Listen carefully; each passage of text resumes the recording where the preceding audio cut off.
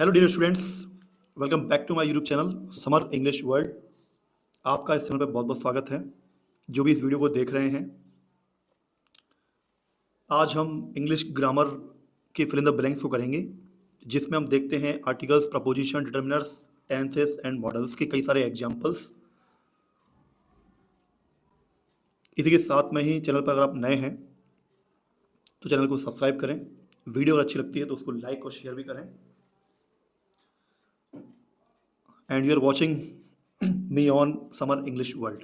आप मुझे summer English world channel पर देख रहे हैं। इसी के साथ में दो चैनल अपने और हैं, सब्जेक्ट एक मैथ्स का और एजुकेशन, जिसपे ऑल सब्जेक्ट के क्वेश्चंस आपको इंपॉर्टेंट मिलते हैं। चलिए इसी के साथ में question number dash dash sun rises in the east. बताइए इसमें क्या आएगा? ए आएगा, एन आएगा, द आएगा? क्या सोच रहे हैं आप? ए आएगा? नहीं, बिल्कुल नहीं आएगा। एन, ये भी नहीं आएगा। द, बिल्कुल सही जवाब आपका, द आएगा इसमें। The sun rises in the east, है ना। तो सूर्य पूर्व में उदय होता है, और सूर्य एक संसार में एक अकेली अकेली चीज है जो सबसे अलग है। संसार में एक यूनिक चीजों के साथ में ज्यादातर हम विशेषकर द का प्रयोग करते ही हैं। The sun rises in the east.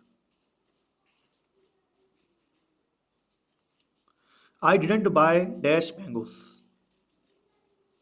मैंने आम नहीं खरीदे, मैंने कोई भी आम नहीं खरीदा। तो नॉट का भाई होता है यहाँ पे एनी। जहाँ पे आपको नॉट दिखे वहां लगाना है आपको साथ में एनी। तो आई डिडंट बाय एनी मैंगोस। इसके बाद में है तीसरा, ही इज डैश इंजीनियर। तो बताइए इसमें क्या आएगा? ए आएगा? नहीं। एन आएगा? बिल्कुल सही है। इंजीनियर को अगर हम लिखते हैं हिंदी साउंड के हिसाब से तो ये क्या बनता है? अ से लेके अह तक के बीच में ई से स्टार्ट होता है, तो इसमें एन का प्रयोग होगा। वह एक इंजीनियर है।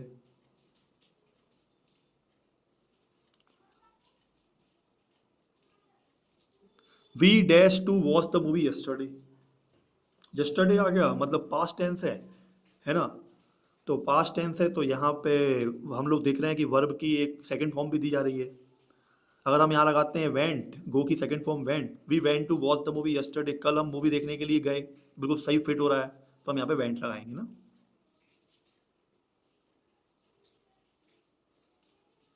फिफ्थ नंबर 5 है, there is not dash water in the pool. Swimming pool में बिल्कुल पानी नहीं है।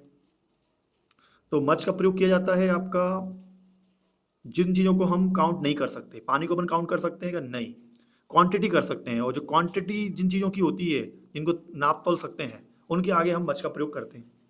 और मैनी का प्रयोग तब करते हैं जब जिन चीज़ों को हम गिन सकते हैं, मतलब काउंटेबल होती हैं, जैसे बुक्स है, स्टूडेंट्स है, फ्रेंड्स है ना। फिर अगला क्वेश्चन आपका, they dash completed their work. Third form का प्रयोग किया हुआ है। इसका मतलब ये परफेक्ट टेंस है।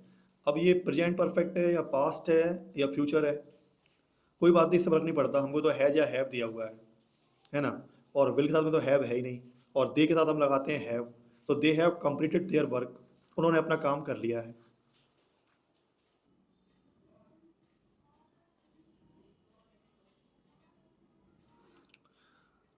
नंबर 7 है, Christmas is celebrated 25 December. Christmas, आपको पता है ये जो टेंस है, आपने अक्सर देखा होगा कि इज के साथ में हेल्पिंग वर्ब में आईएनजी आता है, लेकिन यहाँ पे थर्ड फॉर्म आई है। इसका मतलब ये सेंटेंस जो है पैसिव वॉइस में है। 25 दिसंबर को क्रिसमस मनाया जाता है। तो जब भी कभी ये डेट आ जाए, 25 दिसंबर, 21 जनवरी, 26 दिसंबर, तो उनके आगे ऑन आता है। क्या आता है? ऑन। ठीक है। डेट कोई भी हो तो उसके आगे ऑन लगाते हैं प्रपोजिशन। अगला क्वेश्चन है, how dash pages did you read. अभी मैंने आपको बताया था मच और मैनी का प्रयोग। मच का प्रयोग जिन चीज़ों को हम नहीं गिन सकते, अनकाउंटेबल होती हैं, नाप या तोलने वाली होती हैं, उनके आगे मच का प्रयोग करते हैं। और मैनी का प्रयोग वहाँ पे करते हैं जहाँ पे हम गिन सकते हैं। अब आप बताइए, पेजेस को आप गिन सकते हैं क्या? बिल्कुल गिन सकते हैं। तो how many pages did you read, तुमने कितने पेज पढ़े, है ना। Next, the bank dash some interest for your money, है ना। बैंक कुछ पैसा ब्याज का देता है तुम्हारे पैसों पर। तो बैंक कुछ पैसा ब्याज का देता है और आखिरी में ता है ती है, इसका मतलब प्रेजेंट इंडेफिनेट में ये टेंस है, तो इसके साथ में वर्ब में ऐसे एस लग सकता है, क्योंकि बैंक, एक बैंक की बात हो रही है यहाँ पर। तो the bank gives some interest for your money, क्योंकि सिंपल वाक्यों में हम वर्ब के साथ में ऐसे एस का प्रयोग करते हैं।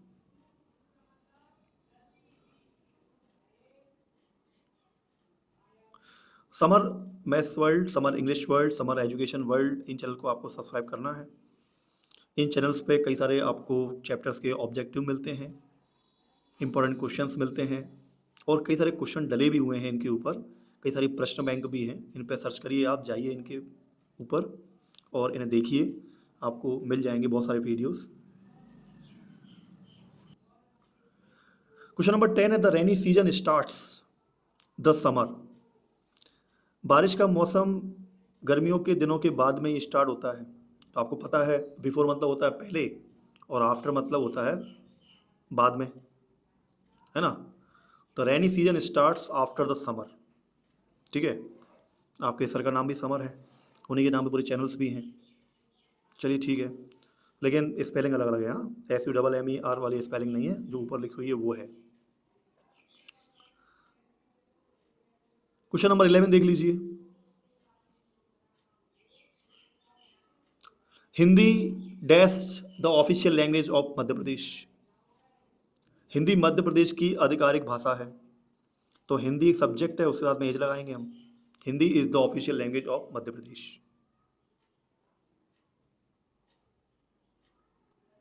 फिर अगला है इसमें, Sharad dash watching TV when the power went off, है ना। शरद देख रहा था, टीवी देख रहा था जब लाइट चली गई। शरद एक अकेला है, उसके साथ में वॉच या वर्ब में से वॉच आएगा। अब यहाँ पे वॉच क्यों आएगा, क्योंकि दूसरा सेंटेंस जो है ना, उसमें सेकंड फॉर्म का यूज हो रहा है, इसका मतलब ये पास्ट टेंस में है शरद। तो हम यहाँ पे वॉच का प्रयोग करेंगे। शरद टीवी देख रहा था जब लाइट चली गई थी। लगता है आपको इसका आंसर भी दिख गया होगा ना, चलो कोई बात नहीं। चलिए तो अभी बताइए नंबर 13 पे, ही is an American but his wife is dash European. क्या सोच रहे हैं आप इसमें, एन आ गया? गलत है, बिल्कुल गलत है, एन नहीं आएगा इसमें। अच्छा, ए सोच रहे हैं आप, द भी नहीं आएगा, ए आएगा इसमें। क्योंकि यूरोपियन को जब हम लिखेंगे, अगर हिंदी में लिखेंगे हम यूरोपियन को, तो य से स्टार्ट करेंगे, य। और य जो आता है क से ग के बीच में, व्यंजन मतलब कॉन्सोनेंट में आता है। इसका मतलब क से लेके ग तक जो भी साउंड निकलता है उसके आगे ए लगाते हैं, ए या अ लगाते हैं हम लोग। बाकी अ से लेके अह तक जब साउंड निकलता है, कुछ वर्ड्स में कुछ अल्फ़ाबेट साइलेंट भी रहते हैं, तो वहाँ पे हम एन का प्रयोग करते हैं। Honesty, honesty is, honesty is, honesty is dash best policy. बिल्कुल, कल की एक वीडियो बनाई थी ग्रामर वाली, उसे अगर आपने देखा हो तो अच्छी बात है। उसमें एक सुपरलेटिव डिग्री आई थी, जिसके आगे हमने बताया था कि उसमें द का प्रयोग हुआ। तो honesty is the best policy. कुछ कहावतें जो फेमस होती हैं उनमें भी द का प्रयोग किया जाता है सुपरलेटिव डिग्री के आगे। ईमानदारी एक सर्वोत्तम नीति है, ईमानदारी एक सर्वोत्तम नीति है। नंबर 15 है, walk carefully dash you will fall down. ध्यान से चलो, यू विल फॉल डाउन, तुम गिर जाओगे। अब बट का प्रयोग होता है यहाँ पे, लेकिन एंड का मतलब और, अदरवाइज का मतलब अन्यथा या नहीं तो। अदरवाइज का मतलब ये भी होता है अन्यथा या नहीं तो, नहीं तो आप लिख लो, है ना। वॉक केयरफुली, ध्यान से चलो नहीं तो तुम गिर जाओगे, बिल्कुल सही बैठ रहा है यहाँ पर, तो इसमें लगा दो आप अदरवाइज।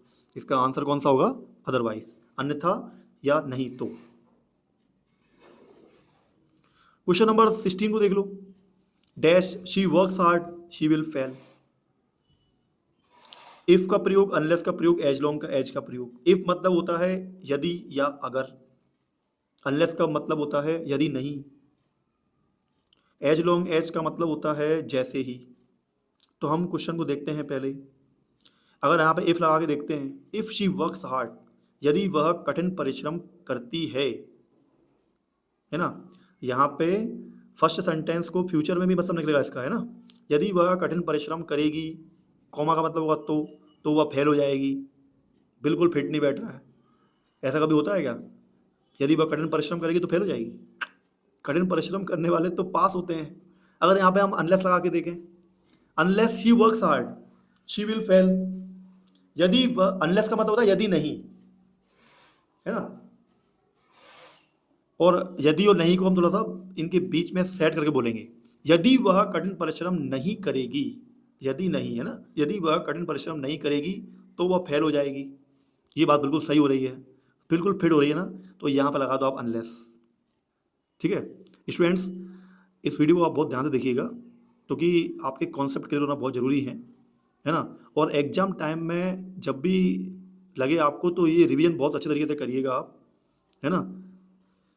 तो आपके मार्क्स अच्छे आए, नंबर अच्छे आए, आप तरक्की करें, उन्नति करें, आगे बढ़ें, माता पिता का सपना पूरा करें, बस यही उम्मीद है। अनलेस आ गया। क्वेश्चन नंबर 17 देख लीजिए। Anita is taller than Sanjay. तो यहाँ पे दो लोगों की भी जब तुलना करते हैं तो देन का प्रयोग करते हैं, और ये एक डिग्री है, कंपैरेटिव डिग्री। आगे जितना भी मैं आपको बता रहा हूँ कि कौन सा प्रयोग कैसा कैसे होता है, उसके आगे चल के अगर जैसे आप कंटिन्यू वीडियो देखते भी हैं तो आपको बहुत सारे मतलब टॉपिक पर वीडियो मिलेंगे आपको, है ना, आगे आने वाले भी हैं। इंग्लिश का ज्ञान आपको मिलता रहेगा इस चैनल पे, और समर मैथ्स वर्ल्ड पे मैथ का ज्ञान मिलता रहेगा आपको। और समर एजुकेशन वर्ल्ड भी आपका बहुत इंपॉर्टेंट है, क्योंकि है ना, इस पर जब जब आपके पेपर होते हैं ना एग्जाम टाइम में, तो बहुत सारे इंपॉर्टेंट क्वेश्चन ऑब्जेक्टिव्स की वीडियो डलती रहती हैं, तो वो भी आपके काम की है। तो Anita is taller than Sanjay. Anita Sanjay की अपेक्षा लंबी है। क्वेश्चन नंबर 18 को देख लीजिए। How dash water is left in the bottle. ये तो अपने पहले भी कर लिया है ना, इस पता बता दोगे आप इसको, तो मच आएगा या मैं नहीं आएगा। तो वाटर है, गिन नहीं सकते हैं, मच आएगा। How much water is left in the bottle. चलिए अब ये वाला बताइए। We need dash money. हमें पैसों की आवश्यकता है। पहले वो भी सम और मैनी आया था, है ना। यहाँ पे मैनी तो कहीं तक नहीं आएगा, है ना। मैनी हम यहाँ पे नहीं लगाएंगे। सम और एनी में से अगर नॉट होता तो आप एनी लगा देते। यहाँ पे नॉट भी नहीं है, सिंपल है, बढ़िया, लगा दो सम इसमें। इसका क्या आंसर आएगा? सम। वी नीड सम मनी, हमें कुछ पैसों की आवश्यकता है।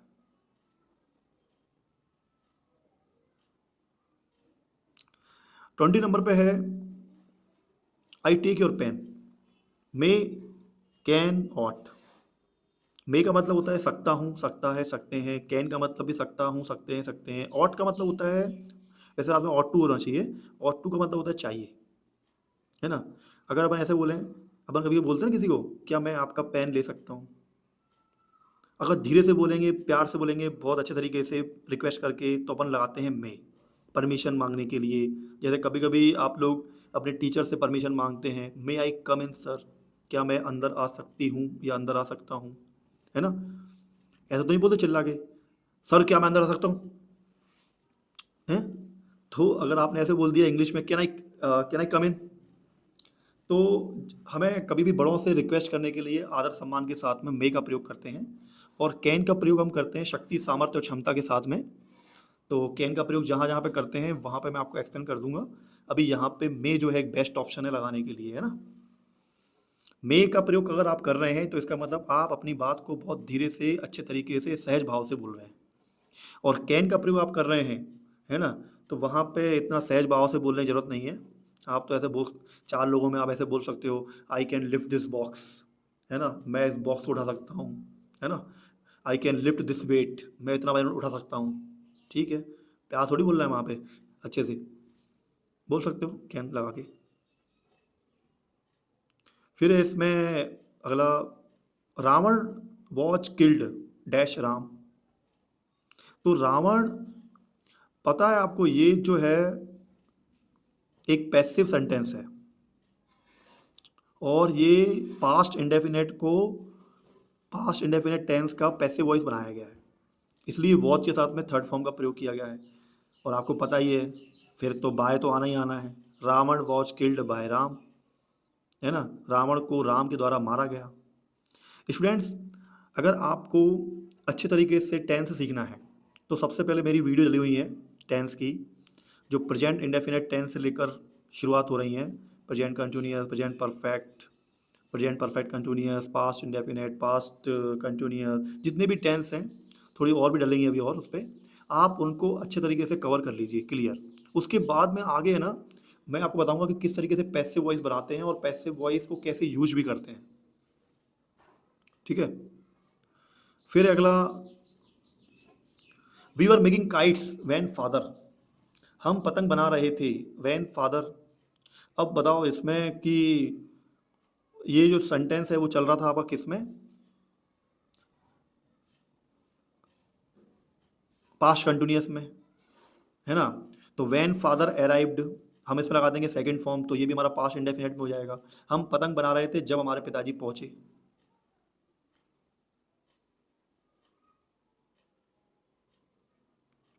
He wanted to dash an engineer, है ना।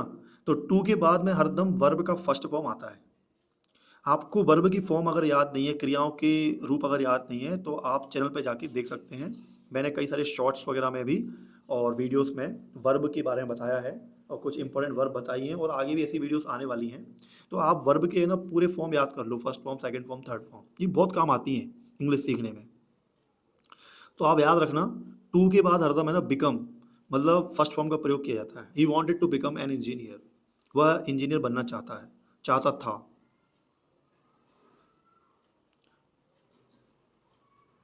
Dash is a good exercise, तो जब इस तरीके से कोई सेंटेंस होता है तो हम वर्ब को एक नाउन के रूप में प्रयोग करते हैं। तो walking is a good exercise, है ना। टहलना एक बहुत अच्छी टहलना एक बहुत अच्छी कसरत है, योगा है, प्रयोग है।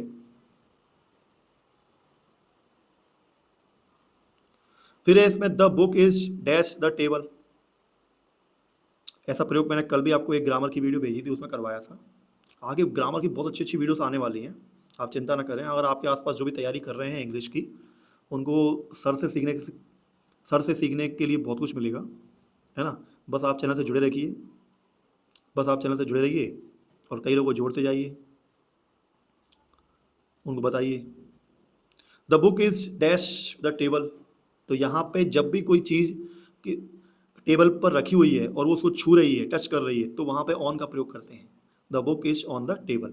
अब जब हम बुक रखते हैं टेबल पे, तो वो टच हो गई, मतलब रखी रहती है ना उसके ऊपर कोई भी वस्तु, तो ऑन का प्रयोग होगा। अगर टच नहीं कर रही है तो वहाँ पे फिर अपॉन का या मतलब ओवर का प्रयोग किया जाता है। उसको मैं आप समझाऊंगा आगे जब इसका एग्जाम्पल आएगा तो। Now 26, I am not going to office dash I am ill, मैं ऑफिस नहीं जा रहा हूँ, मैं बीमार हूँ। अब लगाइए आप क्या लगाएंगे इसमें। एंड मतलब होता है और, सो मतलब होता है तो, बिकॉज मतलब होता है क्योंकि। I am not going to office because I am ill, क्योंकि मैं बीमार हूँ इसलिए मैं ऑफिस नहीं जा रहा हूँ। अगर यहाँ पे मैंने एंड लगा दिया तो कैसे बनेगा, मैं ऑफिस नहीं जा रहा हूँ और मैं बीमार हूँ। नहीं, उससे बेस्ट ऑप्शन बिकॉज रहेगा। बिकॉज मतलब क्योंकि, रीजन, है ना। सो मतलब होता है तो।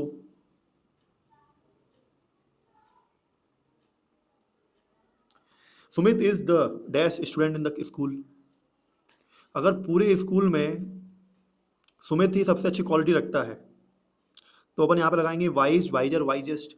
सुपरलेटिव डिग्री के हिसाब से यहाँ पे प्रयोग किया जाएगा वाइजेस्ट। सुमित पूरे स्कूल में सबसे बुद्धिमान लड़का है ना।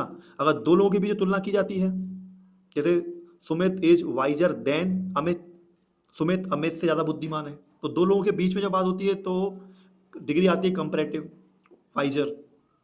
जैसे good, better, best, wise, good. अगर एक ही इंसान में कुछ थोड़ी सी क्वालिटी है तो उसके लिए अपन वाइज का प्रयोग करते। दो लोगों के बीच तुलना करते हैं तो कंपैरेटिव डिग्री, वाइजर। और सबसे अच्छा है वो इंसान है तो उसके लिए वाइजेस्ट।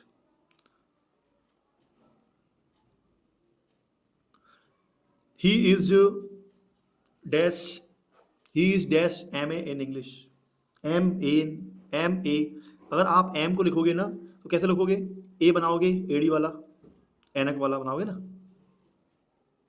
ए से एडी, हाँ हाँ। ए बनाओगे हिंदी में लिखोगे तो, और माँ लिखोगे, है ना, एम, तो ए आ गया आगे। ए क्या है आपका? अ से लेके अह के बीच में आ रहा है, तो इसका मतलब यहाँ पे क्या आएगा? An. He is an M A in English. फिर अगला है इसमें health is dash than wealth. दो चीज़ों की तुलना हो रही है, तो कंपैरेटिव डिग्री के हिसाब से जैसे health is better than wealth, है ना, समृद्धि से, सुख समृद्धि से सबसे पहले स्वास्थ्य बहुत अच्छा है, जरूरी है की अपेक्षा। इसका मतलब ये हुआ कि आपके पास में बहुत सारा पैसा है लेकिन आप हो मरीज, बीमार, रोगी व्यक्ति, तो मतलब क्या उस काम का? नहीं पैसे का, कुछ खा पी नहीं पा रहे हो, इतनी सारी बीमारियां हैं। इससे अच्छा भगवान थोड़ा बहुत कम पैसा दे लेकिन स्वास्थ्य अच्छा होना चाहिए, है ना। बोलते हैं ना, सबसे पहला सुख निरोगी काया, दूसरा हाथ, दूसरा सुख हाथ में हो माया, तीसरा सुख, ये आप सुन लेना, ठीक है, कई लोगों को याद होगी ये। अब देखते हैं इसमें आगे, इसमें तो आएगा better. Number 30, every year 1000 of people die malaria. तो डाई के साथ में किसी अगर बीमारी से कोई खत्म हो जाता है, मर जाता है, तो उसका मतलब आता है ऑफ। तो every year 1000 of people die of malaria, हर साल हजारों व्यक्ति मलेरिया की वजह से मर जाते हैं। अगला इसमें 31 पे, physics dash not a difficult subject. तो फिजिक्स में एस लगा हुआ है तो इसको आप प्लूरल नहीं माने सब्जेक्ट, है ना, ये अकेला ही है, इसके साथ में एच का प्रयोग किया जाएगा, है ना। तो physics is not a difficult subject. फिर अगला है इसमें the chair was dash by the student.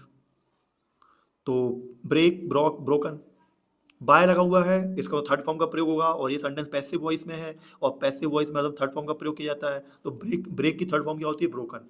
The chair was broken by the student. We dash wear mask in crowded places. Should का मतलब चाहिए, और ऑट टू का मतलब भी चाहिए होता है ना, यूज्ड, ऑट टू में तो टू लगा ही नहीं है। तो यहाँ पे भीड़ भाड़ वाले इलाके में, और यूज्ड मतलब होता है किसी आदत को करना, मतलब पास्ट की। तो we should wear mask in crowded places, हमें भीड़ भाड़ वाले इलाके में मास्क पहनना चाहिए, है ना। तो सिंपल सी एडवाइस है।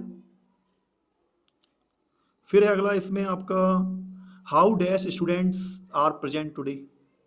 अब बताओ मैनी मच में से क्या आएगा?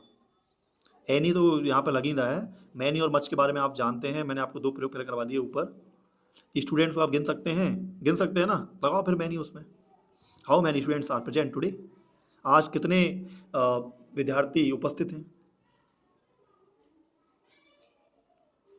How dash sugar do you take in tea, है ना, शुगर मतलब शक्कर, तुम चाय में शक्कर कितनी लेते हो? तो शक्कर को तुम गिन गिन सकते हो क्या? शक्कर को कैसे गिनेंगे भाई? शक्कर में दाने बहुत सारे होते हैं, दाने कौन गिनने बैठ जाएगा इतनी देर तक, है ना।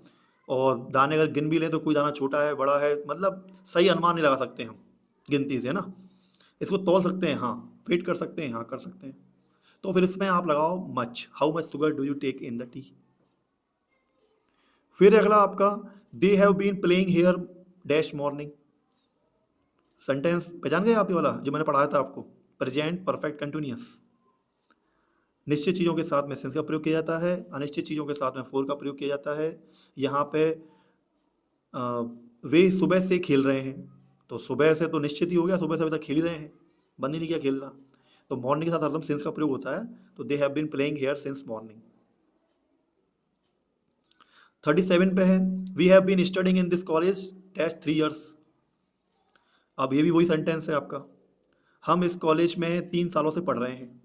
अब कौन से 3 साल हैं भाई? कौन से 3 साल बताओ ना, कौन से 3 साल? और निश्चित नहीं है।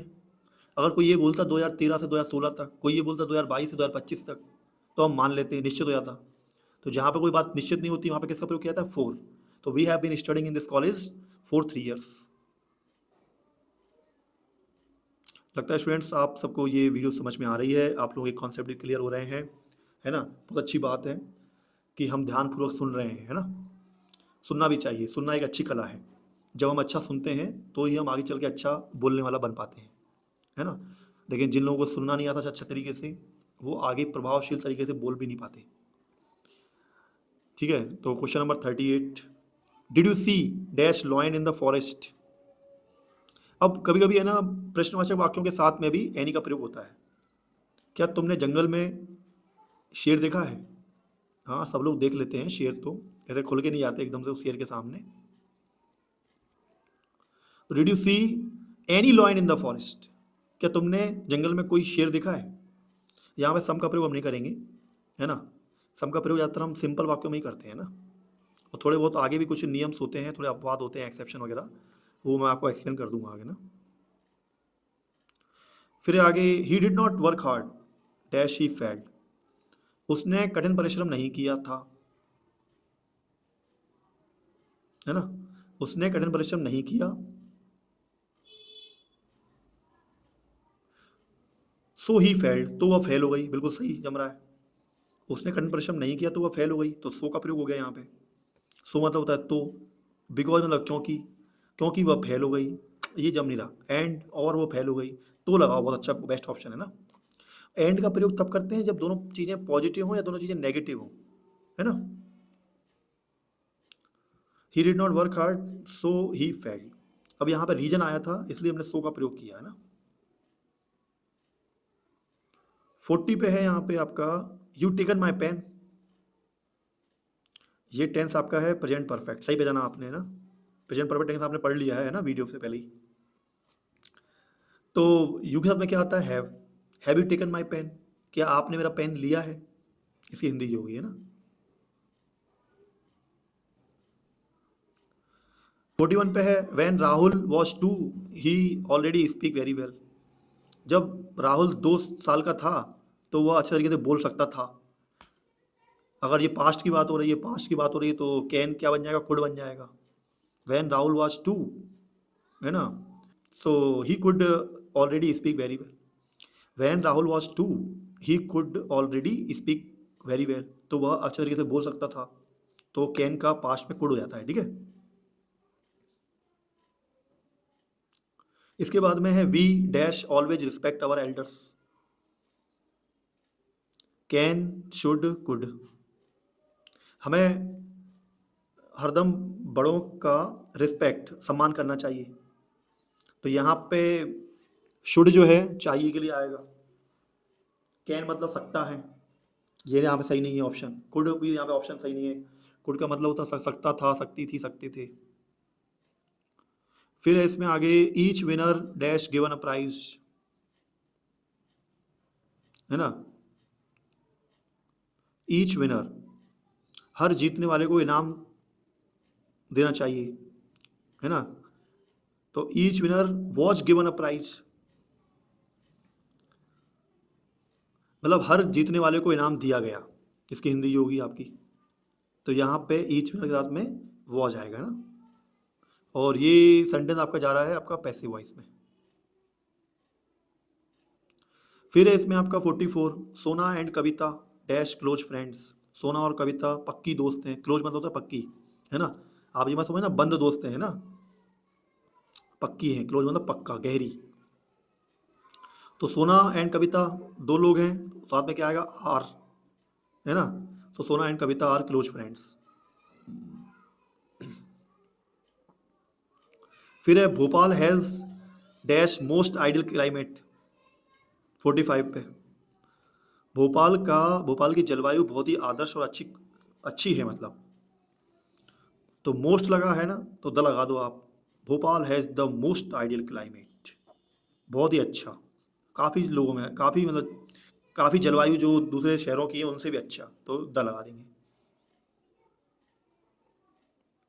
I dash this book since morning, देखो ये टेंस अभी अपन ने ऊपर किया था, उसमें हमने ये देखा था ना, आपने आई के साथ में क्या आता है जाता है या हैव आता है, हैव आता है, हैव बीन आएगा, रीडिंग आएगा। I have been reading this book since morning, मैं सुबह से यह किताब पढ़ रही हूँ। और ये प्रेजेंट परफेक्ट कंटिन्यूस टेंस है, और अगर आपको ये टेंस नहीं आता है तो जल्दी से आप इस वीडियो को पूरा करके प्रेजेंट परफेक्ट कंटिन्यूअस टेंस को की वीडियो निकालें और उसको पढ़ना स्टार्ट कर दें।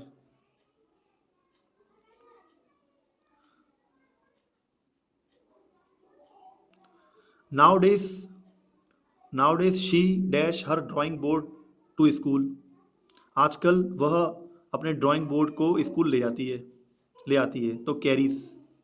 तो nowadays she carries her drawing board to school. आजकल वह अपने ड्राइंग बोर्ड को स्कूल ले आती है। तो कैरीज यहाँ पे आपका क्या है, ये सिंपल सेंटेंस है और प्रेजेंट इंडेफिनेट का है, नेगेटिव नहीं है, तो वर्ब साथ में एस या एस लगेगा, तो कैरीज सही आएगा ऑप्शन यहाँ पे। फिर आपका 48 पे I am sorry I can't pay your lunch, your दो बार आ गया इसमें। I can't pay your lunch I have dash money, है ना, माफ़ करना, मुझे माफ़ करना, मैं आपका लंच का पैसा नहीं भर सकता, है ना, मेरे पास बहुत कम पैसा है, न के बराबर। तो लिटिल का प्रयोग, अ लिटिल का प्रयोग और द लिटिल का प्रयोग। लिटिल मतलब होता है बिल्कुल ना ही कोई चीज़ हो, ना के बराबर, और अ लिटिल मतलब होता है थोड़ी बहुत, है ना। अगर थोड़ा बहुत पैसा उसके पास में होता तो वो थोड़ा बहुत भर देता, लेकिन उसका बिल्कुल पैसा नहीं है। आई हैव लिटिल मनी, मेरे पास पैसा नहीं है, इसका मतलब ये निकलेगा, है ना। और द लिटिल मतलब होता है कुछ निश्चित, जितना बचा होता है मतलब वो, है ना, इसका प्रयोग आगे पढ़ेंगे हम, है ना। और द फ्यू का प्रयोग किया जाता है काउंटेबल चीजों के साथ में, जिन्हें गिन सकते हैं अपन। फिर अगला है इसमें, ही dash wear a helmet when he rides his bike. तो अगर हम यहाँ पे देखो, ऑट टू यहाँ पे होता है, ऑट टू, है ना। ऑट टू मतलब होता है आज्ञा पालन करने के लिए ऑट टू का प्रयोग किया जाता है ज़्यादातर, है ना। ओबे द एल्डर, बड़ों की आज्ञा का पालन, टीचर की आज्ञा का पालन के लिए ऑट टू। और मस्ट का प्रयोग किया जाता है कोई चीज़ बहुत ज़रूरी होती है। और शुड का मतलब होता है कि थोड़ा बहुत ज़रूरी, मतलब, है ना, मतलब एडवाइस चाहिए, मतलब ऐसा आपको करना चाहिए, नहीं भी करो तो भी चलेगा। और आप ये बताओ कि हेलमेट पहनना चाहिए कि नहीं पहनना चाहिए? बिल्कुल पहनना चाहिए, ज़रूरी है, बहुत ज़रूरी है, तो मस्ट का प्रयोग। We must wear a helmet when he rides his bike, है ना। He must wear a helmet, उसे हेलमेट अवश्य पहनना चाहिए क्योंकि वह बाइक की सवारी करता है। ठीक है, ये तो बहुत ज़रूरी है। और आप भी एक बात याद रखना, अपने आसपास जो भी कोई है ना हेलमेट नहीं पहनता है तो उन्हें सलाह दें हेलमेट पहनने की, क्योंकि कभी कभी क्या है, कोई भी ऐसी घटना घट जाती है, कोई प्रॉब्लम हो जाती है, तो सिर का बचाव होना बहुत ज़रूरी है। और इससे क्या है, व्यक्ति की जान भी बच जाती है ना। तो अच्छी बात है ये ना। उसको भी आप बोल सकते हैं, you must wear a helmet, तो मैं हेलमेट अवश्य पहनना चाहिए, है ना। कई बार अपने आसपास अपने घटनाओं को देखते हैं तो बड़ा दुख होता है ना। किसी न किसी वजह से, कोई प्रॉब्लम से, स्पीड तेज चलाने की वजह से, किसी टक्कर मारने से गाड़ी वाले गिर जाते हैं बाइक चलाते समय। तो एक लापरवाही ये भी होती है कि हम हेलमेट नहीं पहनते, तो भी ऐसा होता है। नेक्स्ट है इसमें आपका, plants dash have light and water to grow, है ना। पौधों को मतलब प्रकाश, सूर्य का प्रकाश और पानी उगने, मतलब बड़े होने के लिए, उगने के लिए अवश्य ही चाहिए, बिल्कुल। तो मस्ट का प्रयोग होगा। ऐसा तो नहीं है शुड, मतलब मिले या मिले नहीं, शुड मतलब चाहिए या नहीं चाहिए तो भी चलेगा, है ना। पानी मिले या नहीं मिले तो भी बढ़ेंगे, लाइट मिले या नहीं मिले तो भी बढ़ेंगे, ऐसा नहीं है, मस्ट इतना मिलेगा तो ही आगे बढ़ेंगे, तो मस्ट का प्रयोग है ना। तो plants must have light and water to grow. ठीक है स्टूडेंट्स, आई होप आपको ये पूरी वीडियो समझ में आ गई होगी और आपने अच्छे तरीके से ध्यान से इसको सुना, आपके कंसेप्ट भी क्लियर हो गए। और आगे और भी वीडियोस आएंगी, उसमें नए नए प्रयोग आएंगे, है ना। और अगर इसी तरीके से और भी क्वेश्चन आएंगे, तो अगर आपने ये समझ लिए हैं तो आपके माइंड एकदम से क्लिक करेगा कि सर ने तो हमें समझाया था, तो फटाफट से आप आंसर भी देंगे, है ना। और आपको काफ़ी अच्छा भी लगेगा। और इसी के साथ में चैनल को सब्सक्राइब कर लीजिए, और अगर आपने सब्सक्राइब कर लिया है तो काफ़ी लोगों को भी मोटिवेट करें अपने साथ में कि वो भी इसे सब्सक्राइब करें और वो भी इंग्लिश पढ़ें, उनकी भी इंग्लिश अच्छी हो, है ना। Thanks for watching this video everyone. मिलते हैं अगली वीडियो में फिर से उसी नए क्वेश्चंस के साथ में और नई ग्रामर के साथ में, है ना। और इसी के साथ में अपने चैनल पे कई सारा कंटेंट जो है ना, इंपॉर्टेंट क्वेश्चंस क्लास 9 से लेकर 12th क्लास तक, ग्रामर के वीडियोस हैं, उन्हें भी आप देखते रहिए, उनमें जो भी आपके काम की हो उसे सुनिए और ध्यान दीजिए उस पर, ठीक है?